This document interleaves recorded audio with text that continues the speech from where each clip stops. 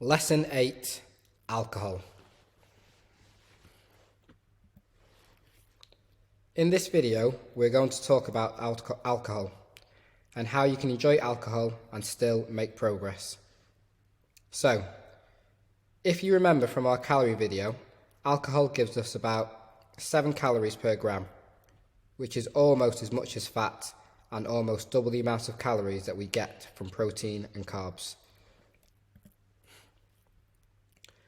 And while we can definitely enjoy it as part of our daily calorie budget, it's important to understand how it can have a negative effect on our results.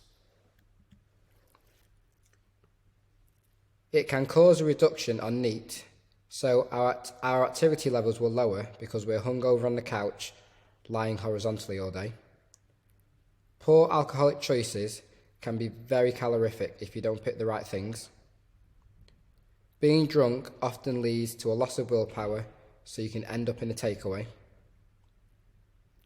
Alcohol can have an effect on your sleep quality.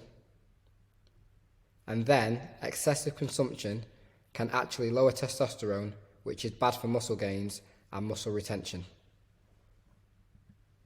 But, how can we enjoy alcohol without affecting our progress? The first thing to understand is the calorie content of different drinks, because it varies a lot. Clear spirits are generally your best option, especially if you mix it with a diet soft drink. We're big fans of gin, so a gin slimline tonic or gin and diet lemonade is a solid option, and that actually equals less than 60 calories. Vodka and Diet Coke is about 100 calories. Then you have stuff like whiskey and Diet Coke, which is about the same. Beers like Corona start to creep up a little bit more. One bottle of Corona is about 150 calories. Then you've got sugary drinks like WKD and Smirnoff. They're getting towards the 200 calorie mark. And then after that, pints of beer and glasses of wine are close to 250 calories, sometimes more. Once you understand the basic calorie content for most of the common drinks, the next step is to be able to plan effectively for the weekend. So we have a really easy process for being able to enjoy a night out without affecting your results. Let's say to be in a calorie deficit, you need to eat 2,500 calories a day. That's just over 17,000 calories a week. So if you have a night out coming up, where you know you're going to be going over your calorie target, you can simply have 500 calories less the day before.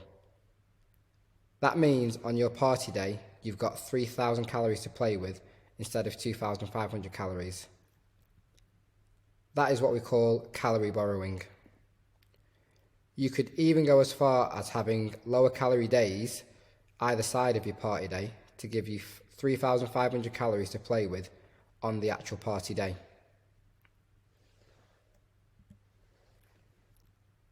That would look like this.